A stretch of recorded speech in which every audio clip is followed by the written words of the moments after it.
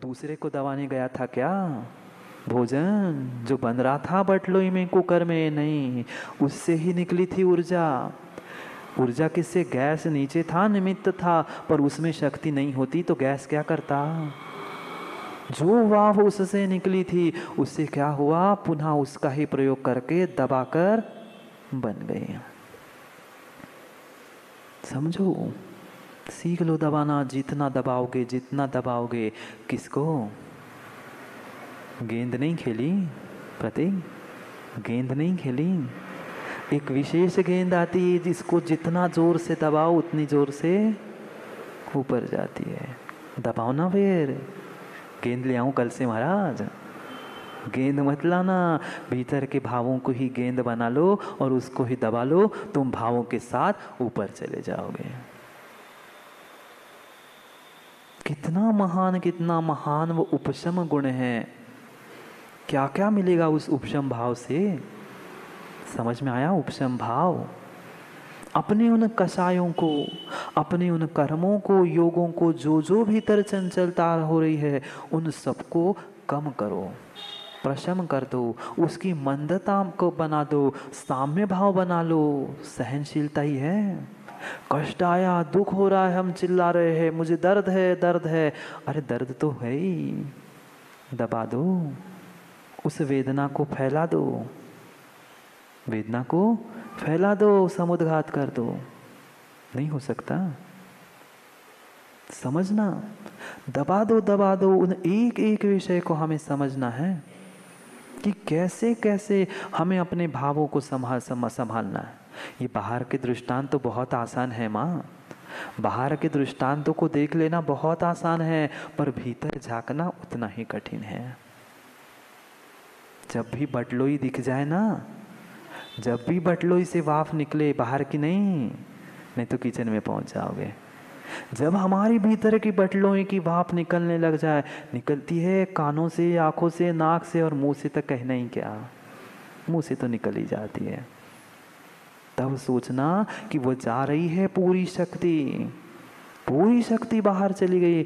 दबा लो, लगा लो ढक्कन, तभी बन पाएंगे हम भी भगवान।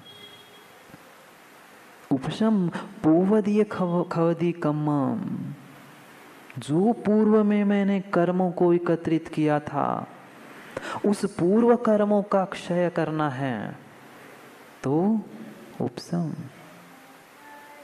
भविष्यदनो दे दी अभिनवम कम्मम, नए नए कर्म आ रहे हैं, उसको रोकना है उपशम। इस लोक में, परलोक में महात्मा को प्राप्त करना है उपशम। कितना उपशम? किसका उपशम? श्रावक को और साधु को, दोनों को एक साथ समझा रहे हैं। आचार्यों ने गाथा लिख दी, उपशम भाव तमाणम, जह उपशम वड्डी तह तह निज्जर वड्डी। कितना ही काम बिगड़ जाए, कितना ही काम स्वप्निल बिगड़ जाए, पर भाव बिगड़ने मत देना, भाव बिगड़ने मत देना। काम तो कुछ घंटे, कुछ मिनट, कुछ दिन का था, पर भाव तो तुम्हें भव भव में बिगड़ा दे के रहेंगे। एक छोटा सा भाव बिगड़ गया, एक छोटी सी उबाल, वह तुम्हारे भाव पूरे भव को बिगाड़ देंगी। क्यों कह रहे हो उपशम कर दो? क्यों न कषायों को संभालो? क्यों उसको उदय में आते समय भी सहनशीलता रखना? दुख है, कष्ट है, असाता है, वह सब कुछ आने पर भी उसको संभाल के रख दो। सहनशीलता में कितना कितना ध्यान उस बच्चे का हाथ का है, कितना कितना हमें उस ग्राहक ना टूट जाए इस बात का विवेक है, पर उतना क्या विवेक मेरे भीतर के परिणामों के बारे में है? नहीं है। एक समय प्रबंध में कितने कितने कर्मों का कैसे कैसे हम बंध करते हैं, उसका भान नहीं होने के कारण हम इतने पापों में लिप्त है। नहीं है भान।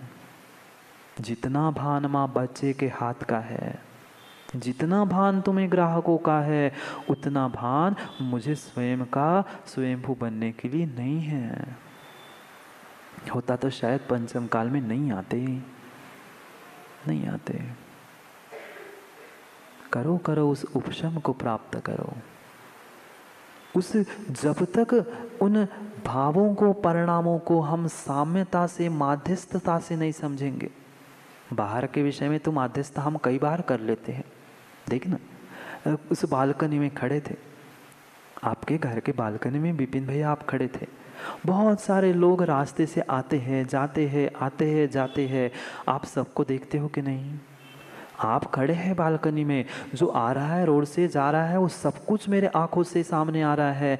ये आया गया, वो आया गया, वो गाड़ी पे गया, ये पैदल गया, ये ऐसा है, सब कुछ देख लिया। पर कुछ हुआ क्या भीतर? कुछ हुआ क्या? सब लोग खड़े रहते हैं बाहर रोड पर, बालकनी पे, करना अनुभव। कई सारे हजारों सैकड़ों लोग आते हैं, जाते हैं, हमें कुछ भी फर्क नहीं पड़ता, हमारे भीतर कुछ अंतर नहीं पड़ता। पर वहीं से दूर से किसी को हमने देख लिया, अरे ये मित्र आ गया। जो मेरा पहचान का कोई व्यक्ति था, मैंने दूर से ही देख लिया, कोई पहचान का आ गया। क्या हुआ? एक समय, एक मिनट भी नहीं लगा कि हमारे परिणाम मेरे घर में तो नहीं आ रहा, इधर तो नहीं आ रहा, अरे इन्होंने बताया नहीं। कितने विचार, कितने भाव हम क्या कर लिए। पहले सैकड़ों गए, हजारों गए, कुछ हो गया क्या?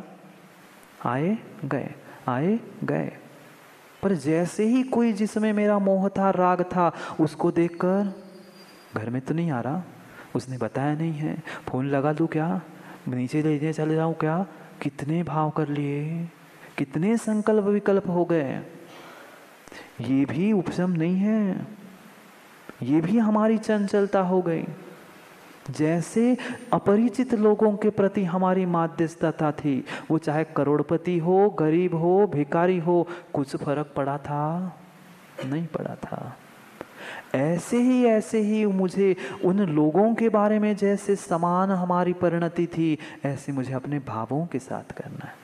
जब कर्म उदय में आता है, तब दूसरे का आता है, तब वो तुम्हारा कर्म का उदय था विशाल, मैं क्या कर सकता हूँ, तुम्हारे कर्म का उदय था। और जब स्वयं का आता है, तब नहीं चिंतन करता मेरे कर्म का उदय था। तब हम दूसरों को पकड़ लेते हैं। जैसे माध्यस्थ उपशम भाव मतलब क्या, अनेक प्रकार से समझा रहा हूं प्रमोद भैया। उस दबाने को भी उपशम कहा। जो परिणाम हमारे ऊपर नीचे हो रहे थे, उनको समान कर देना, माध्यस्थ हो जाना, वह भी उपशम भाव। पहले समझेंगे नहीं उपशम क्या है, तो करोगे क्या? समझ लो, फिर उसके बात को भी समझेंगे, उससे होता क्या है।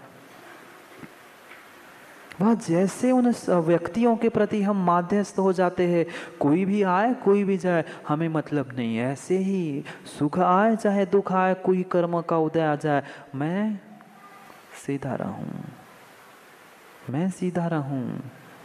सीधा ही होना है, सीधा ही होना है। याद है ना रवि भैया? सीधा ही होना है। वहां जाना है तो सीधा ही होना पड़ेगा, नहीं तो फिर संसार विकास वे ईसीजी, ऊपर नीचे, सुख दुख, भाव नीचे ऊपर, ऊपर नीचे। जब तक ऊपर नीचे परिणाम करते रहेंगे, इस संसार में ऊपर नीचे करते रहेंगे, सीधी हो गए, खत्म। जीवन जैसे खत्म, संसार भी खत्म। पहुंच जाओ सिद्ध शिला पर, हो जाओ सीधे, हो जाओ सीधे। ऐसे नहीं तो सीधे हो जाओ, कहे बैठ गए सीधे। अंदर से सीधे हो जाओ। अपने उन भावों को उपशम कर दो, उनको कम करने का प्रयास कर दो। एक इतनी सा एक शब्द कोई बुरा कह दे, क्या हो जाता है भीतर? परिणाम उथल पुथल नहीं होती? कैसे कुछ क्या क्या नहीं हम सुन लेते, तुरंत सुन के बोल पाए नहीं पाए, पर भीतर उसने ऐसा कहा ना, मैं देखता हूँ, संकेत सुनाता हूँ, प्रतीक को देख लूंगा बाद में। बोला कुछ नहीं, बोलने की ताकत भी नहीं है, पर भाव बिगड़ गए, भाव बिगड़ गया। कुंद स्वामी कह रहे, पूर्व संचित कर्मों का नाश अगर किसी से होगा तो उन उपशम भावों से होगा। भोजन अगर कहीं बनेगा तो वही सामग्री, वही वाफ, वही अग्नि, उसी का पुनः प्रयोग करके दबा लिया, भोजन शीघ्र बन गया। निर्जरा तो होगी, समय समय पर निर्जरा हो रही है, पर वो मोक्ष के लिए प्रयोजनभूत नहीं है, नहीं है। क्यों साधु तपस्या करते हैं? क्यों साधु तपस्या करते हैं? उस उपशम भाव को प्राप्त करने के लिए। क्यों परीक्षा करते हैं विधि लेकर पुण्य की? क्यों? क्योंकि उपशम भाव मिलने पर भी कितना मेरे पास उपशम है, नहीं मिले सामग्री समय पर तो भी मेरे भाव कैसे हैं?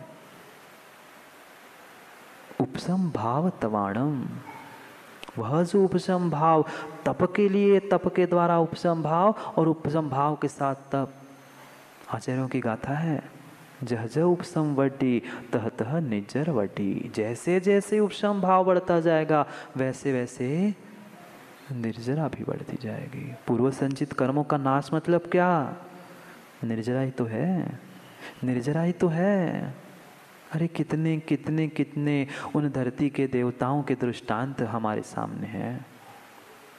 पूछ लेते ना, जिसकी चर्चा कल परसों 2-4 दिन से हम कर रहे हैं, उस श्रेणी से ही पूछ लेते, उस श्रेणी से ही पूछ लेते, क्या किया था तूने, क्या किया था तूने? उस गुरु की परीक्षा करने के लिए जाके कुत्ते नहीं माने सो मरे हुए को डाल के आ गया,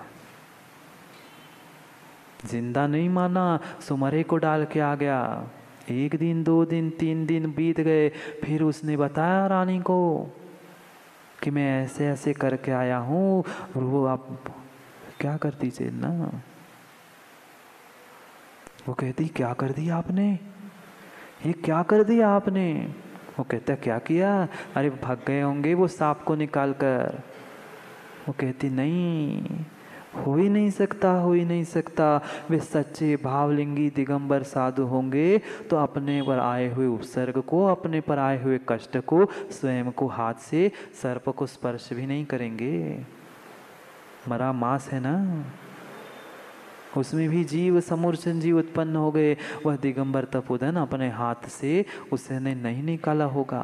रात के समय पे भूल गया था, 3 दिन बाद जब बताया, कहती रानी चलो अभी चलो। अगर वे सच्चे दिगंबर भावलिंगी साधु है तो वह जगह से नहीं हिले होंगे, ना उन्होंने सांप भी निकाला होगा। क्या चल रहा था? मात्र सांप ही बचा था क्या गले में? उसको खाने के लिए कितनी चींटियां, कितनी चींटियां, कितनी चींटियां पहुंच गई थी। सांप को खा के चली जा रही थी ना। हमें एक नहीं, एक मच्छर काटता है, एक चींटी काटती है, देखते हैं नहीं कुछ नहीं है, फट फट। उसने तो 1-2-4 बूंद पिए, तुम्हें बेचारे के प्राणी पी लिए। उपशम समझ रहे हैं, उपशम समझ रहे हैं। श्रावकों का दृष्टांत, मोह रूपी सहनशीलता सब कुछ समझ ली। अब थोड़ा आगे भी तो बढ़ते हैं, दोनों को समझना है। एक ही अनेक। अरे उस श्रीदत्त की भी कहानी, मोह में आकर हम उस बच्चों को किसको किसको माँ सुधारने के पीछे मारते हैं, पीटते हैं, समझाते हैं, डांटते हैं। वे ही आएंगे, वे ही आएंगे कुणिक बनकर। कौन आएगा? सचिन भैया, वही आएगा जिसके लिए जल रहे हो, वही आएगा। वह श्रीदत्त नाम के एक राजा थे, वह हमेशा रानी के साथ द्यूत खेलते थे। देखना, तिर्यंच भी वह समझ लेता है तुम्हारी क्रियाओं को। वह भी भाव धारण भीतर वैर धारण करके रखता है कि मैं देख लूंगा। वह जो उस नाम का श्रीदत्त नाम का राजा था, वह रानी के साथ दूत खेलता था। खेलते खेलते कभी कोई ये जीते, कभी वो, कोई को ये। पर वह अब जिसके पास जो रहता है उसका राग तो रहता ही है ना, रहता ही है। वह जो तोता रहता था उस रानी के महल में रहता था, और जैसे ही रानी जीतती थी उसको क्या होता था? खुश होता था। और राजा जीतता था तो अरे राजा जीत गया, भली राजा उसी रानी का ही था, पर रानी के पास रहता था, वो पालन पोषण करती थी, उसका राग था मोह। तिर्यंच में भी बार बार वो देखता था, वो खुश होता था। और एक उस तिर्यंच भी संगी था, तोता था, निशान बना के रखता था वहीं पर जहाँ उसको बांध के रखा था। राजा जीता कि एक बार, रानी जीती कितने समझदार है, 2 बार। उसने भी मायाचारी की थी। राजा को समझ में तो आ रहा था, पर देखता गया। एक दिन ऐसे उबलाया कि उस तोते को ही उसने गर्दन मरोड़ कर मार डाला। छोड़ने वाला थोड़ी था तोता। आद्र रौद्र परिणामों से मरा था, जाकर व्यंतर बन गया। जाकर वह तोता व्यंतर बन गया। और इधर सबके दिन एक से नहीं होते, सबके दिन एक से नहीं होते। इधर राजा ने क्या किया, उसे वैराग्य हो गया एक दिन बैठे बैठे छत पर। अगर जीवन में कल्याण करना चाहते हो संजय भैया, ना किसी से राग करो, ना किसी से द्वेष करो। राग करने वाला भी तुम्हारा ही शत्रु है, द्वेष करने वाला भी तुम्हारा ही शत्रु है। आज नहीं दिख रहा तुम्हें, आज नहीं दिख रहा है, कुछ समय बाद दिखेगा। कुछ समय बाद जब उदय में आएगा तब समझ में आएगा क्या हुआ। वो तो व्यंतर बन गया, इधर ये मुनिराज बन गए। उपशम भाव समझ रहे थे, पहले क्या था, इतनी सी कषाय के पीछे उसने उस जीव का घात कर दिया। और फिर जब विवेक प्राप्त हुआ, जब उसका वह काम हो गया, काल लब्धि आ गई, मुनिराज बन गए। मुनिराज बन गए। मुनिराज बनते वह उस नगर में ऐसे ही होता है नियम, घूमते घामते पुनः उस नगर के पास पहुंचे, पुनः उस नगर के ही पास पहुंचे। क्या हुआ, जैसे ही वह श्रीदत्त मुनिराज ध्यान के लिए उस शिला पर बैठे थे, वैसे ही ठंड का मौसम था। ठंड में अग्नि लगा देता तो अच्छा लगता। व्यंतर था, उसने भी समझ लिया अब इसको परेशान करना है ना, इसने ही मुझे मारा था। अब देखता हूँ, अब मैं देव बन गया हूँ, तू इंसान है, तू तो कुछ नहीं करेगा। ऐसे झंझावात, हवा, तूफान, पानी, ओले शोले, सब कुछ उसने बरसाया। पर मुनिराज उपसम भावतवाणम, तप में लीन थे। काय क्लेश तप, ध्यान तप। उस तप में बैठे बैठे इतना उपशम कर दिया। जह जह उपसम वड्डी तह तह निज्जर वड्डी।